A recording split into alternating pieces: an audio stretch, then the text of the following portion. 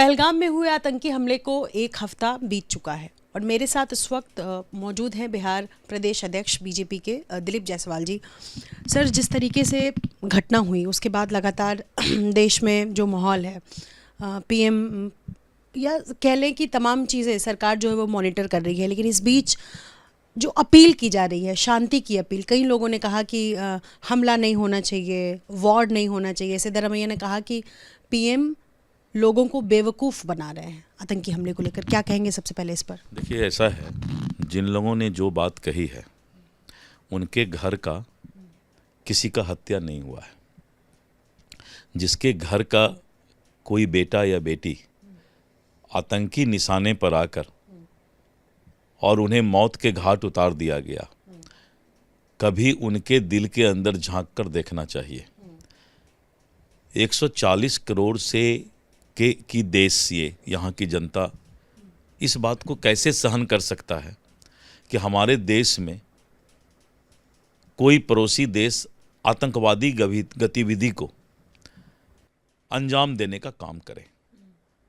उसको पता तो चलना चाहिए कि अगर किसी निर्दोष की हत्या करोगे आतंकवादी गतिविधि से तो भारत इसको सहन नहीं करेगा। और अब भारत अगर सहन नहीं करेगा, भारत अपने देश के उन नागरिकों का जिसका कि निर्मम हत्या किया गया उसकी चिंता करेगा, उसका जवाब देगा। तो इसका रास्ता बताएं ना, वो किस तरह का रास्ता बताना चाह रहे हैं। वो बता रहे हैं कि युद्ध नहीं होना चाहिए। कौन चाहता है कि युद्ध हो? लेकिन युद्ध नहीं हो, लेकिन उसके साथ साथ हमारे देश के शांत माहौल को, सुख चैन को जो छीनने का प्रयास करेगा उसको जवाब तो हम देंगे। जवाबी कार्रवाई होनी चाहिए, निश्चित रूप से जवाबी कार्रवाई होनी चाहिए। हम चूड़ी हाथ में पहन के बैठे हुए नहीं हैं। और ऐसे लोग जो इस तरह की भाषा बोल रहे हैं उनका कहीं ना कहीं पाकिस्तान से जरूर कोई रिश्ता होगा। ठीक है। दूसरा, आतंकी हमले की जांच होनी चाहिए, इस तरह के भी सवाल खड़े किए जा रहे हैं। टाइमिंग को लेकर सवाल उठ रहे हैं कि जब बिहार में चुनाव है, पीएम जो जॉइंट मीटिंग होती है, उस सर्वदलीय बैठक उसमें नहीं होते हैं, वो बिहार आ जाते हैं और बिहार के मन से वो तमाम तरह की बातें करते हैं।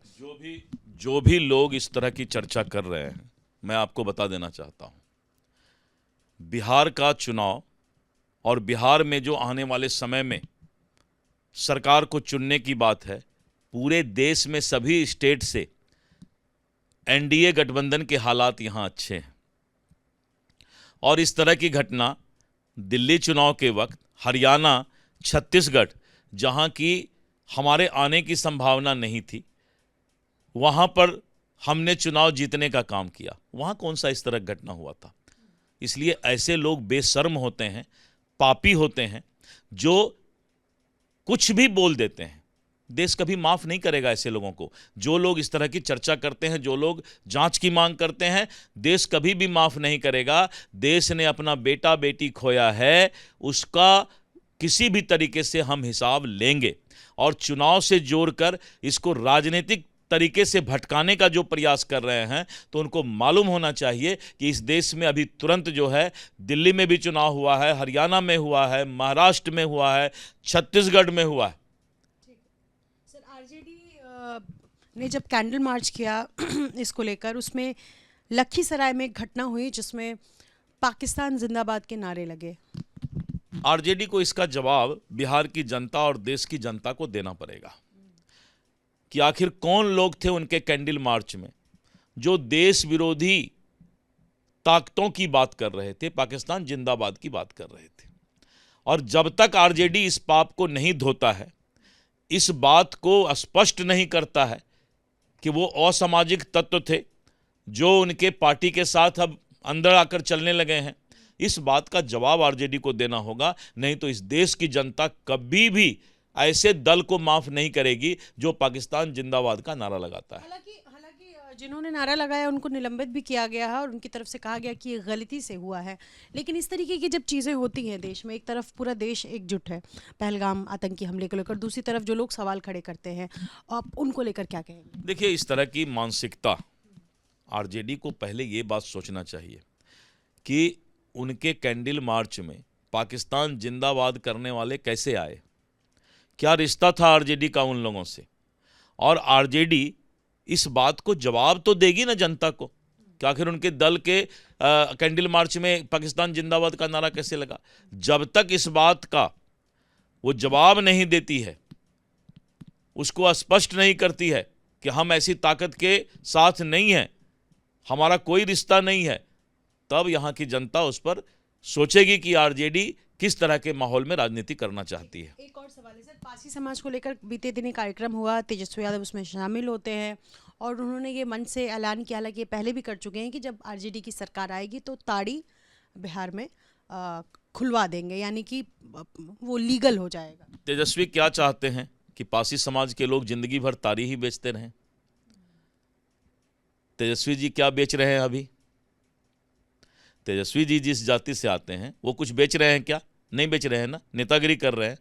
तो पासी समाज वाले के बारे में वो क्या चाहते हैं कि पासी समाज का बेटा बेटी जो है आईएएस आईपीएस नहीं बने? पासी समाज को क्या समाज के मुख्य धारा से नहीं जोड़ा जाए? क्या वो उनसे जिंदगी भर ताड़ी ही बेचवाना चाहते हैं? इस देश का सबसे बड़ा दुर्भाग्य है कि 65 वर्ष कांग्रेस और बाद में इन लोगों ने जहां जहां शासन किया, इन लोगों ने गरीब को गरीब बनाया।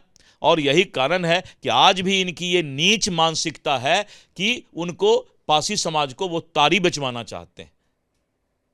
उनको पता नहीं है कि ताड़ी के 3 स्टेज होते हैं।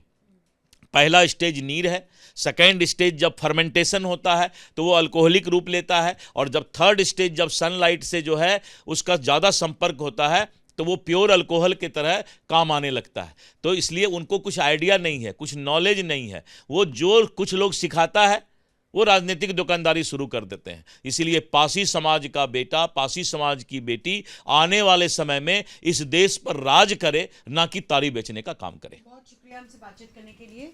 अपने सहयोगी विशाल राय के साथ निधिश्री, एबीपी न्यूज़, पटना।